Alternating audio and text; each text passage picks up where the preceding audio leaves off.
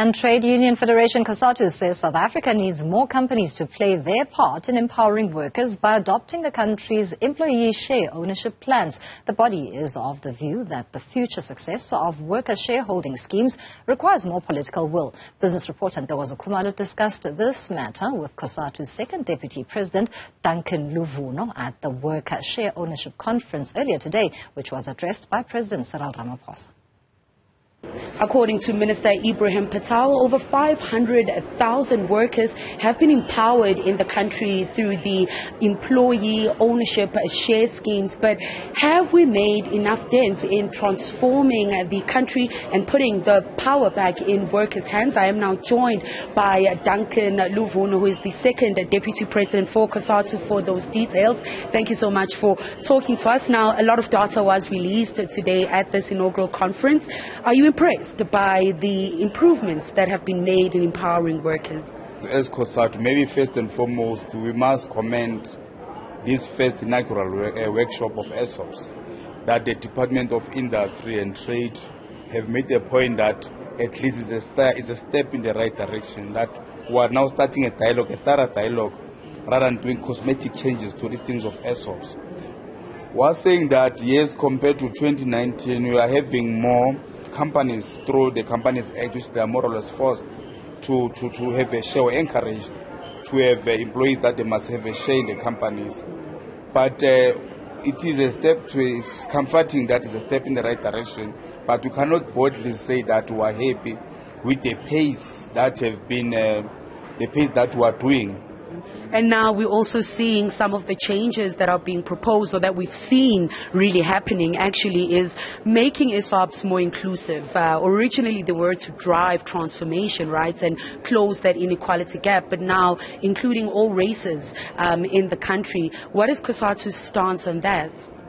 Ourselves as COSATU, we're thinking that ultimately, all of us, regardless of the race and what, we must be able to benefit. As the Freedom Charter says, that everyone must benefit from the resources and everything that we're having as a country. However, I think maybe the mistake that we're making is that in terms of monitoring and evaluating where we come from, that's where our government is failing dismal. Because in terms of transformation, we can even go and check the companies in terms of transformation of managers, of CEOs and so on. In many layers, you can go and check. It has not been transformed. A number of places, they are not transformed. And however, we're not even being able to punish those people who are doing that. We're not even being able to monitor and evaluate and put system in place to say, what do we do now? Because the pace, even in status aid, they always speak about the pace of transformation. It is there, but we're doing nothing. So we're thinking that maybe it's just a lip service of saying that there are systems that they're going to put in place. After dispensation, democratic dispensation, there are a lot of things that actually we should have had a political will to push with speed, of which I think we're lacking in that. What should happen then in the next 30 years, especially in the space of empowering workers, as we look into the future and fix some of the bottlenecks that are still there? From COSATU's point of view, what should we be doing now that workers are really empowered across the board?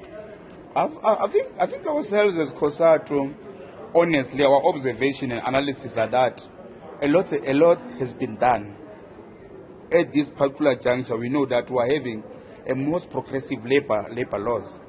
We are having even the mining sector, mine health and safety, which is very progressive. We have made a number of gains. More than 6 million now people are getting a minimum wage. We are referring to in agriculture, farm workers. We are speaking about securities. We are speaking about petrol attendants. So we are saying that there are a lot of gains. However, we must defend them and monitor them and evaluate that are they being protected and implemented as per the law states. Duncan, thank you so much for talking to us. For Newzroom Afrika on Channel 405, I'm Ntokozo Khumalo in Sandton, Johannesburg.